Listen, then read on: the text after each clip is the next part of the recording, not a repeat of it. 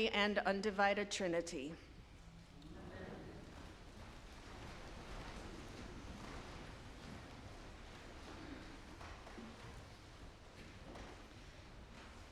One of the quarrels I have with Matthew's gospel, and those of you who know me well know I have a lot of them, is that this gospel is very legalistic. Matthew bends over backwards to portray Jesus as the law. He is very interested in rules and is disturbingly into punishment. This passage in particular bugs me because I can easily bring to mind people, maybe even myself, who have often been far too excited about Jesus' comment that we should go and point out the fault of someone who has sinned. It is, after all, a lot of fun to dissect the behavior of others and point out just how wrong they are. This passage appeals to the desire we all have to focus on each other's faults as handy distractions from our own. But if I take a good, hard look at Matthew and this passage, what becomes clear behind all the bluster is Matthew's deep concern for community, authentic Christian community, that which we all say we want without any real understanding of what it is and how difficult it is to pull off. Community is a word that we churchy folk love to throw around, and that conjures up an image of a group of perpetually smiling, nurturing, caring, sensitive, always forgiving people holding hands and singing Kumbaya. An image of a place where we are never lonely, we are accepted for exactly who we are, and where everyone knows our name. And who wouldn't want that? It's a great vision. The problem is reality. The reality that church communities are made up of people, actual people. People who can be irritable, irrational, challenging, selfish, difficult, unreliable. Not that I'm talking about you or me, of course. So what to do with this pretty big gulf between the vision and the reality? How do we replace an unrealistic vision and work with who we are and what we have to make a true community in Christ? A good place to start, as usual, is with Jesus and his words, which can in this message, according to the Reverend David Lose, be boiled down into the following 5 Jesus rules for community. 1, people, all people mess up. To use the churchy word, sin. I know sin is a loaded word. It conjures up images of eternal punishment.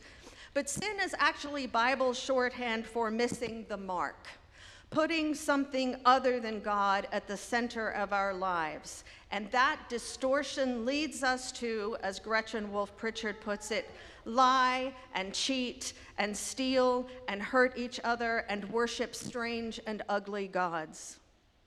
2, communities are made up of people who sin, even right here in Emmanuel.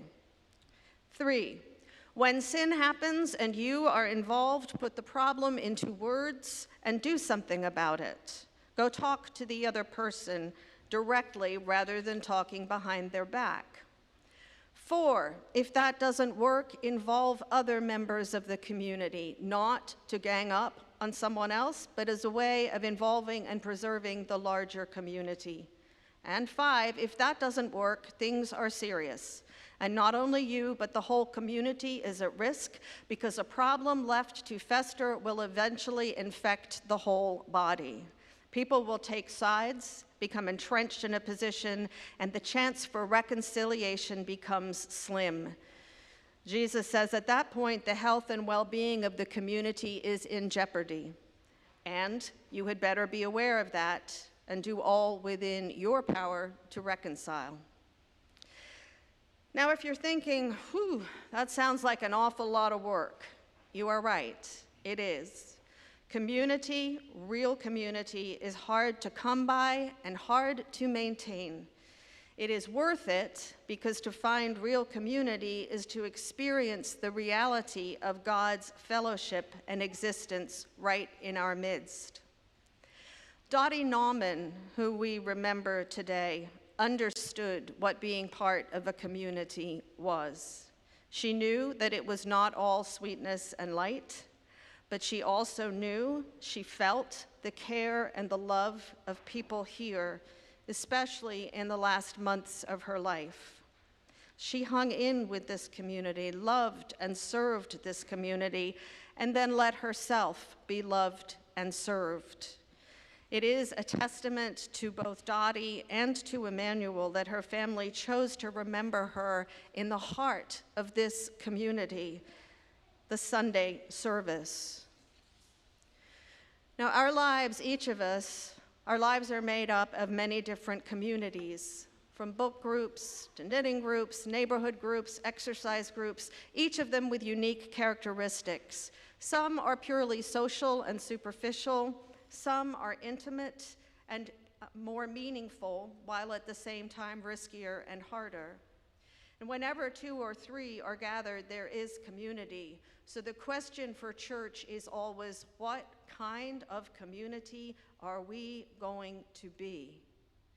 Do we want a place that can encourage us and can hold us accountable? Are we looking for a place where we can be honest about our hopes and fears, our dreams and our anxieties?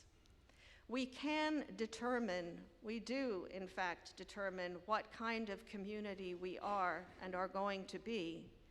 And our choice makes a difference not just for those who are part of this community, but also for those outside the community we may or may not choose to serve. We can make those choices by shrugging our shoulders and sort of letting things happen, or we can choose by wrestling with who we are and who we are called to become. Now, this takes effort on multiple levels, effort as individuals, as groups, and as the whole community. Here at Emmanuel, we have been doing some wrestling with what life in Christ looks like through some of our Christian ed programs and other formation groups. During this year, we're going to continue those conversations and have the opportunity to do gifts discernment, in which we'll contemplate who each of us was created to be and how to live that out, as well as who we as a community of faith are called to be and how we live that out. The vestry has already started doing this work, talking about how we witness to our faith in the world, getting beyond our walls, both literal and figurative. And because we are all members of one body, what each of us does affects the entire community. So the more of us that engage in this kind of work, the better we all are. Church communities, we are in the midst of a culture that is increasingly uninterested in or downright hostile to Christianity. We are, at a sense, in a pivot point in history. Of course, life with God is always something of a pivot point, whether that is as individuals or communities. Looking back over the years here at Emmanuel, we know more or less who we have been, how we have nurtured people and witnessed to the good news that is Jesus, how we have served our neighbors. We know God's then, and we give thanks for all who have gone before us. But the gospel question is, yes, a little bit about looking back to ground ourselves, but then it is a powerful, compelling life force that pushes and pulls us towards God's next. And we, you and me, have decisions to make, choices that will shape how we live into God's next and become what God is calling us to be. As a community, we are called to constantly wrestle with that question. What do we want this community of faith to be all about? What are we called to be and do? How do we tell our story beyond our walls? How do we continue serving each other serving Chestertown and beyond, and do so in ways that meet screaming needs, that when God looks at Chestertown, what is it that causes God's heart to break? The answer to these questions takes time. It takes the voice of each of us and the commitment to show up, to be present, to be part of this occasionally messy life together. The work of daring imagination is often uncomfortable, but it is also exciting. It's a gift. And I know this work is what we are called to do in Christ. And because Christ has promised to be with us, whenever 2 or 3 are gathered in his name, we can do it. We are not in this alone. We are equipped, more than equipped, with all we need. We can walk this journey of faith because of Christ's promise of presence. Because when we are gathered here in this community of faith and love, what we see, what we feel, what we know in one another is nothing less than the risen Christ. May it be so.